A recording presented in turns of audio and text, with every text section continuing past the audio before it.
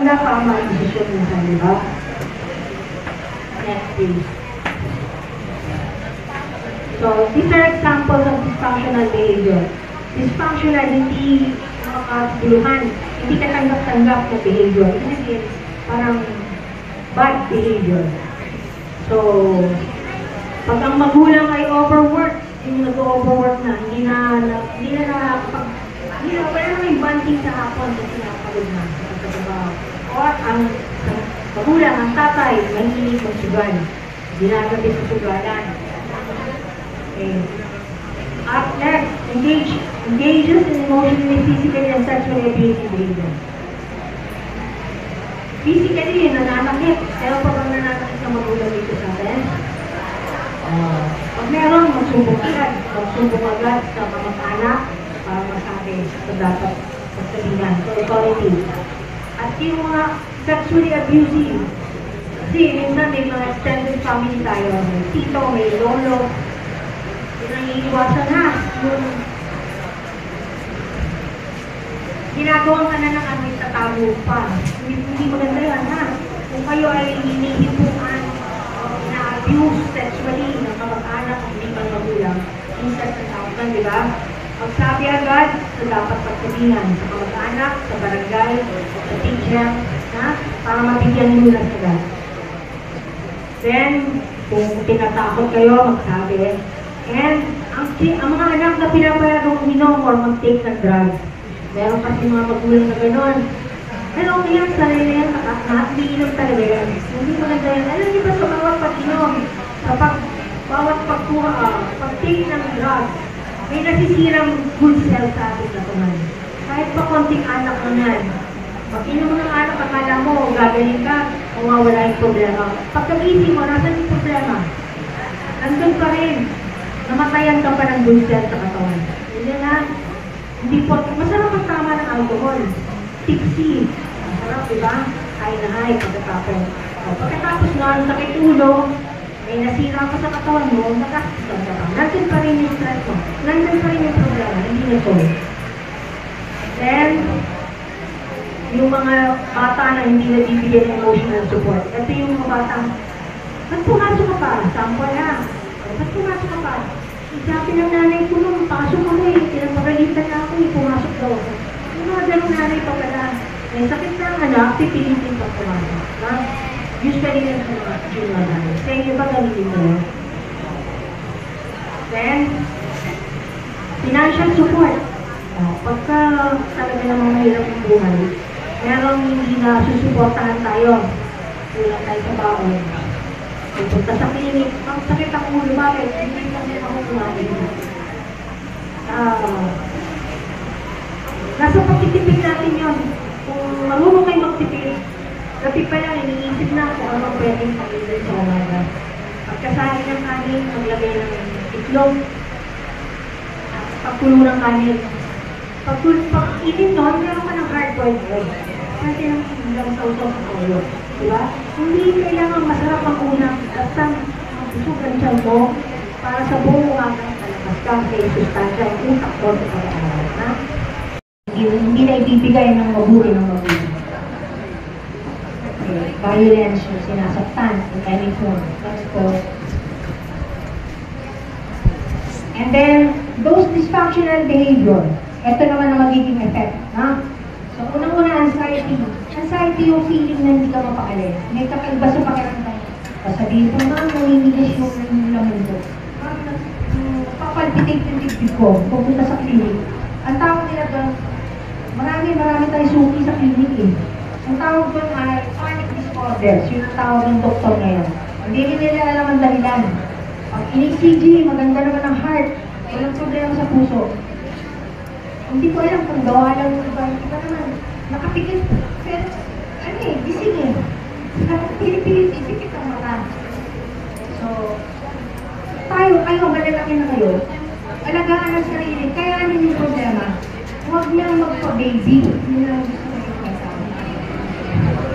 Pasensya na sa salita. Pero, walang tutulong sa sarili mo kung hindi kayo lang. Pag hindi kayo tumino sa clinic, papadala namin yung sa NDR sa hospital. Yun naman ang first aid talaga doon, sabi ng principal. Huwag natin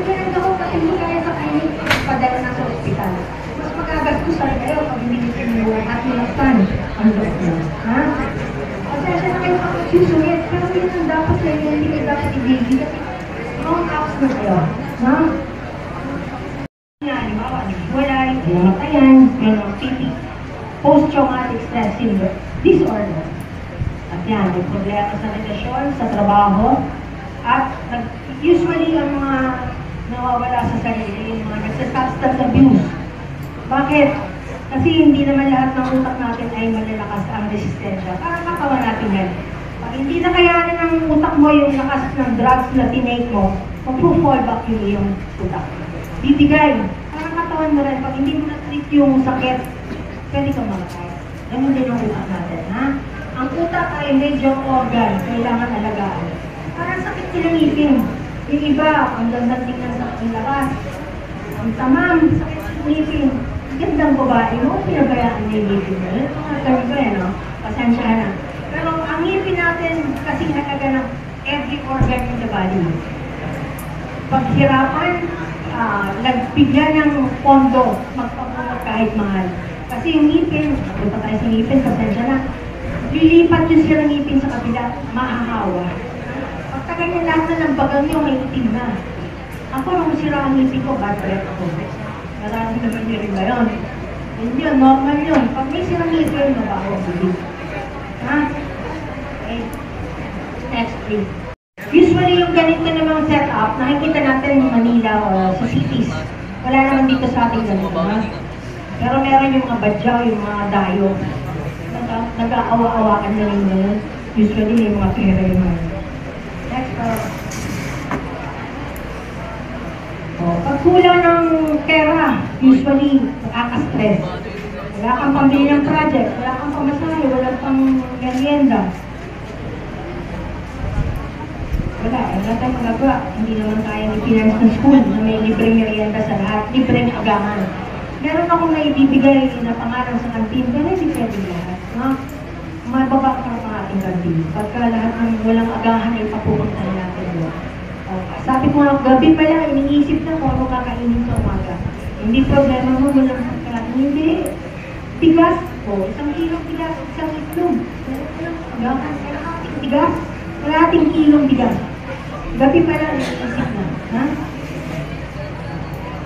Kapag mahirap, mas maraming stress. Totoo yun. Yung may kaya, may stress din. Yung pa kaya walang pambili. Next, emotional support, napakalaking role pagka ikaw ay malungkot. Hindi ka pwedeng nag-iisa, no man is an island. Hindi pwede mag-isa ka sa buhay. Kung wala ka ng partner, at hindi pa kailangan sa edad nyo. Pag nag-college kayo, pwede na kayo mag-boyfriend. Pero ngayon, sino yung wala kang boyfriend? Girlfriend. Konti na lang, lahat sila meron. Kaingit. Okay. So, hindi advantage, hindi kagandahan para din sa babae lalaki na may boyfriend. Kasiraan niyo yun, in fact. Bakit? Malapit sa tukso, hindi niyo mapipigilan ng sarili niyo. Hanggang saan na limit ng pagkakaroon ng boyfriend girlfriend? Hanggang saan na limit mo? Walang below the next. Pwede yan? Walang below the next. So, pwede, huwag ng boyfriend. Nagaan ang sarili, pagandang love yourself bago magmahal ng iba. Hindi niya pa stage. Wala pa kayo stage na gano'n. Yung sarili mo na pagandahin, pagalingin, pagbutihin ang pag-aaral. Pag kaya nyo na, Jesus, magkakandara pa. Pag grabe na kayo, dami naman yung video kayo. Dami nang magpapapansin. Ha? Teka, mas may advice sila, maraming advice. Mas maganda yung marami kang kausap pag ikaw ay nalulungkot. Ha? Huwag mag-solo. Hindi ko po na loner. Pangit yun. Ha? Next, ating mga devices. Pangit din sa utak natin. Di ba may mga baby, tuwa sila pag pinapahawakan ng mga cellphone. Ay, yung galing na nibig. Galing yun. Pag nagkaanak kayo, pinipagawa yun. May effect sa mental health ng bata. Grabe.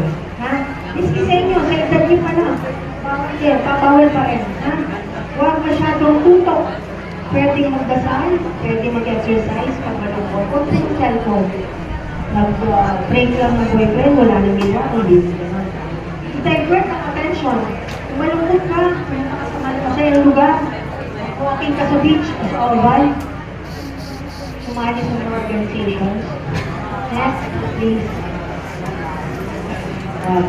Punta na tayo sa school-related issues. Next po. Academic pressure sa mga masisipag mag-aaral na bata. Pressure. Pag maraming assignment. Pag pinsan din na ganyan talaga ang buhay ng estudyante. Dadating din yung panahon na matapos yung paghihirap mo. In the end, ay, sarap ng buhay. Tapos na, graduate pa tayo sa senior high college siya. Walang mahirap na tinapay. Matyaga kayo. Tsaka, mabuti yung intention nyo para sa sarili nyo. Hindi yung, kopya na lang ako, ayaw mag-aaral. Kopya na lang sa patapos. Asa na lang ako, o di ko na lang ako. Bata pa lang kayo, gawin nyo na yung righteous path. Dumaan kayo sa tamang daan. Huwag yung sa mali. Kasi pagtandaan nyo, gano'n kayo. Walang kabinawan, walang kagandahan ng buhay nyo. Puro kalokohan, puro pagpupunwari. Pangit yung gano'n. Puro panloloko sa kapwa. Panloloko sa sarili. At panloloko sa kapwa. Pagka kuha nila yung kaya ng utang, kahit hindi nila ng honor. Hindi pa kasi ako dati nanay ako. Okay lang na. Pero mas maganda may honor. Ay pressure pa rin. Kung ano nila yung kaya ng utang, di ba sa pasado?